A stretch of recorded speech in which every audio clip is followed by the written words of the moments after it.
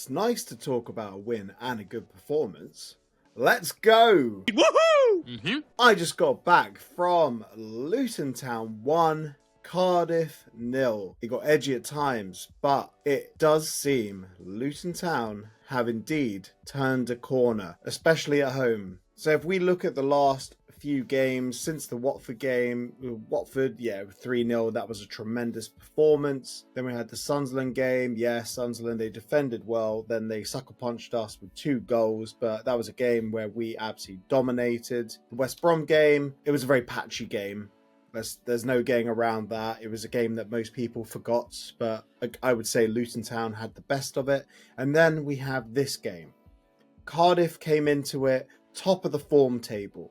Literally top of the tree in terms of over the last 6 games, they had 16 points. 4 wins, 2 draws. They'd bagged 10 goals in those 6 games. Our defence tonight of Bell, McGuinness and Mengi did exceptionally well. And Kaminsky. Don't forget about Kaminsky. There was that moment straight after we scored and Cardiff had to go pretty much from the halfway line. Kaminsky started way off his line. Had to backpedal, I had to turn it around for a corner. But there's no getting around the fact that we defended incredibly well. 8 interceptions, 2 blocks, and 20 clearances. It was a good haul from our defence. And the midfield, they also got involved. I don't understand the lack of rotation. When I saw the team sheet, sorry, I know I'm jumping around, but it's not often that I get to talk about a win. So my brain is all over the place right now.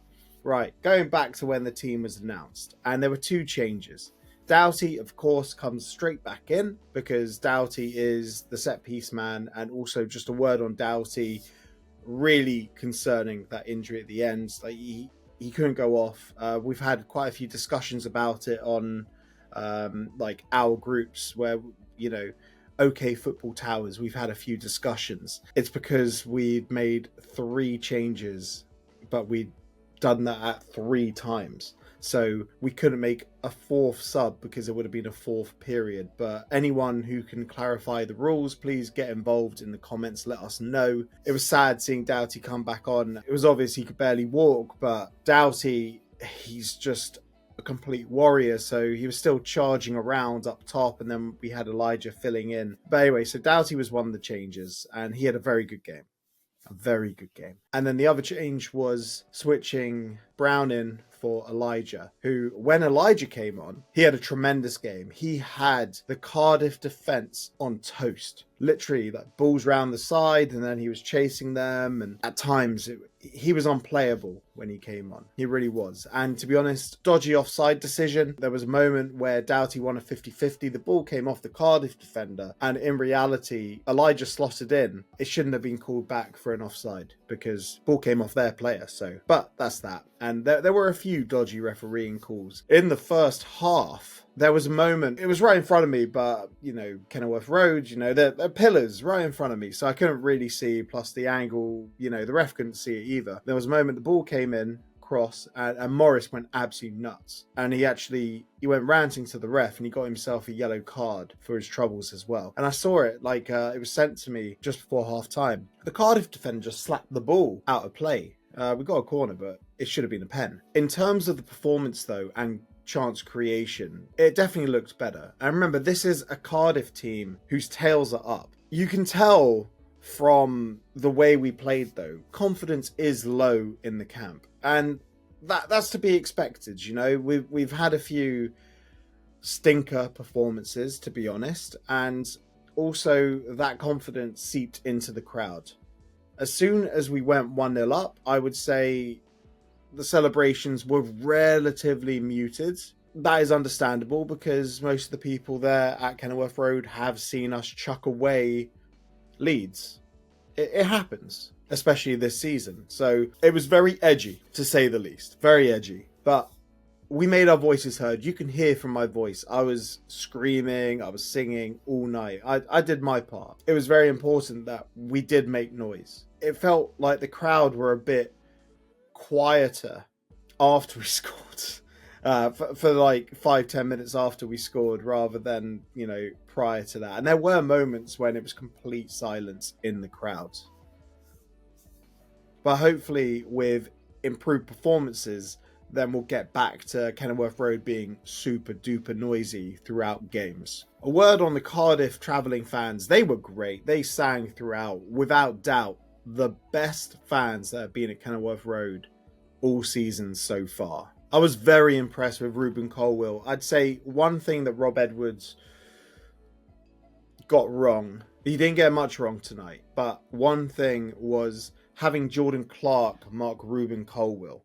Now, Ruben Colwill, he's not going to be playing championship football for very long. I don't understand his Wikipedia page. It says he's 6 foot, but there is no way he's 6 foot. He towered over Jordan Clark. He's got to be at least 6'5", but the thing is, he's not a lanky 6'5". He's completely in proportion. It's mad, and he has some tremendous touches of the ball. And having Jordan Clark mark him, Jordan Clark wasn't winning any aerial battles against him. In the first half as well, Ruben Colwill was really dictating what was going on, but you could see like the way he was going box to box, he was absolutely blowing. By the time of half time, he was gone. In the second half, Ruben Colwill did not affect the game at all. Fortunately, he's young. I think his fitness will get better. His match sharpness will get better. I feel if Ruben Colwill hadn't run out of gas, I think it could have been a slightly different second half. But you know what? If some buts was candies and nuts, we'd all have a Merry Christmas. He ran out of gas. He didn't continue throughout the game. So that's a win for us. But going back to the team selection again, just the 2 changes. Come on, this is a 3-game week. We've shown previously with the Watford Sunderland Coventry 3-game week. By the 3rd game, the team are flat out on their feet.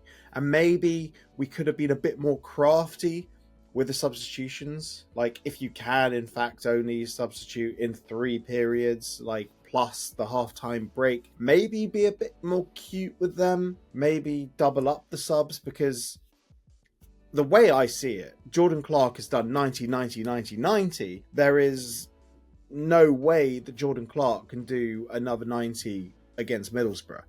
Because essentially, if we're playing a half-fit player or a player that hasn't fully recovered, and bear in mind, Middlesbrough have had a whole 24 hours on us as well.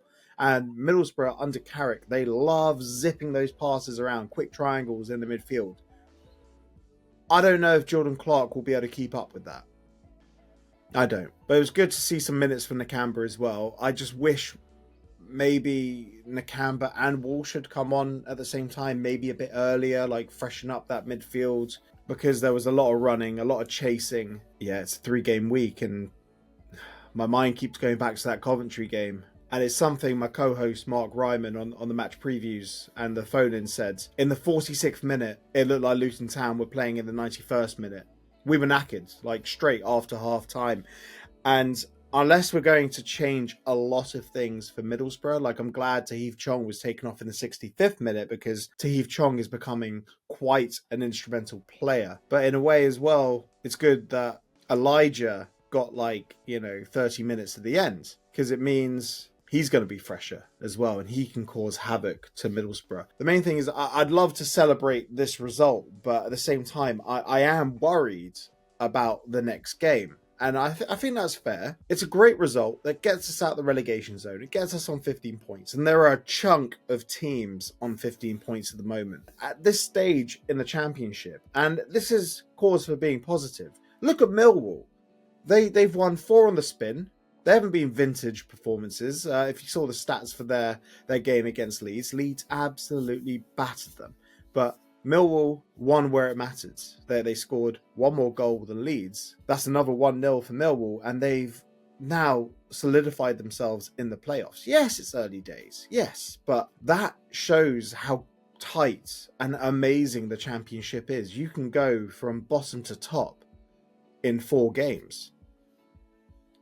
But now it's a case of making sure that we build on this. These performances have been great. I'd much rather we go and have another performance like this rather than the Coventry one. And Middlesbrough will be a tough test. And hopefully the players are prepared for it. Hopefully there might be some rotation, because we can't have the same starting 11 minus, Jacob Brown, maybe Elijah Adebayo coming in. I don't think we can have the same midfield go again, because they did a lot of running.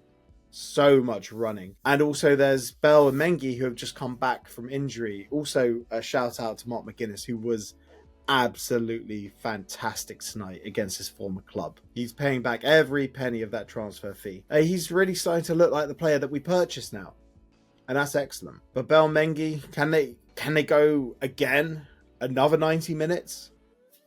It's tough to say. Look, and there's also Tom Holmes that is on the bench, could potentially step into the starting lineup. But sure, right now, when you want to get the points on the board, you want to go with your best players, right? I don't know. Look, I'm glad it's not me that has to make the decisions. Like Rob Edwards, I'm behind him. I think he's got this. The players back him, and I just want him to be happy. Oh, hopefully, I haven't seen his post-match yet, but I hope he's got a big smile on his face and he's happy with the performance, he's happy with the points, he's happy with the results. And I hope you all enjoyed this post-match reaction as well. While you're here, like the video, subscribe to our channel for even more Luton Town content. Remember to check out the Luton Town show.